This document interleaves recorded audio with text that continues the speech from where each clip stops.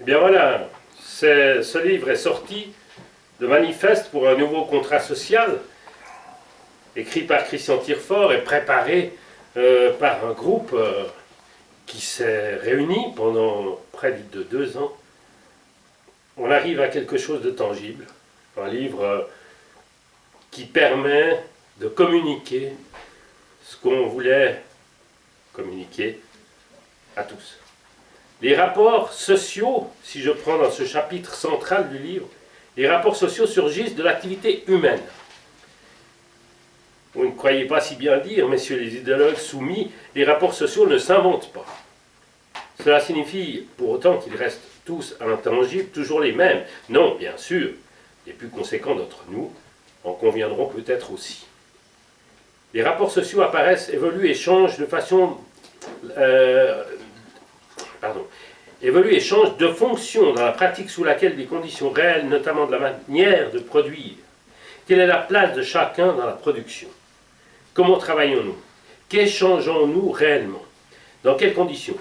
Toutes ces questions, vous ne voulez pas les discuter. Vous les enfermez dans un seul mot fétiche, le capitalisme, auquel vous affublez des valeurs comme la liberté ou la démocratie qui, au sein de votre société, ne peuvent être que bafouées.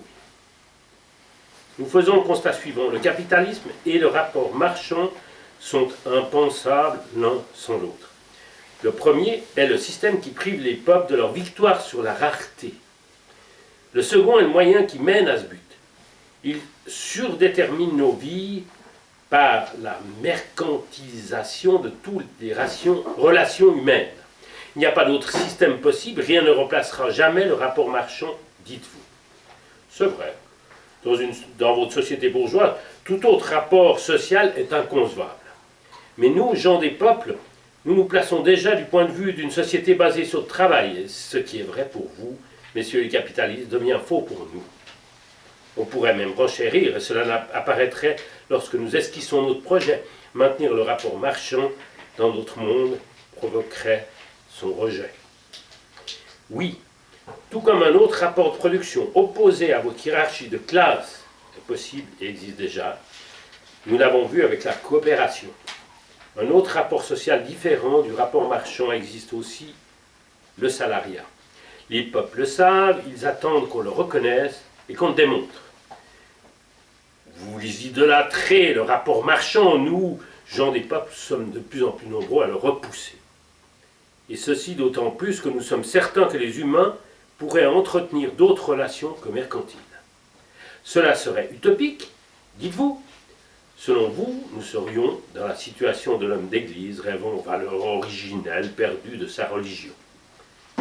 Nous n'avons pas toujours évité ce piège et avons aussi trop essayé de critiquer le rapport marchand comme pour nous convaincre de sa nocivité, plutôt que de raisonner à partir du rapport social d'une société basée sur la coopération. Ce rapport social existe déjà, mais tout comme la coopération en tant que rapport de production, il est escamoté, voire perverti par les relations mercantiles omniprésentes de votre société.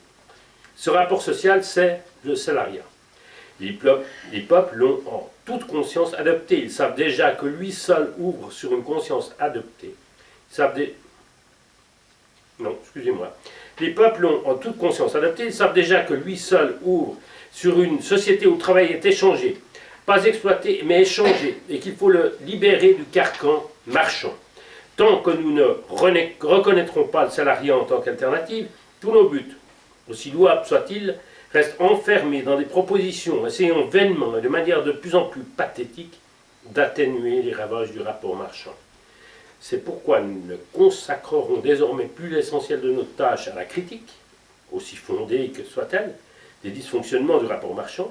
Nous montrerons surtout ce qu'est réellement le salariat en tant que rapport social de la coopération. Vous avez réduit le salariat à une banale relation mercantile.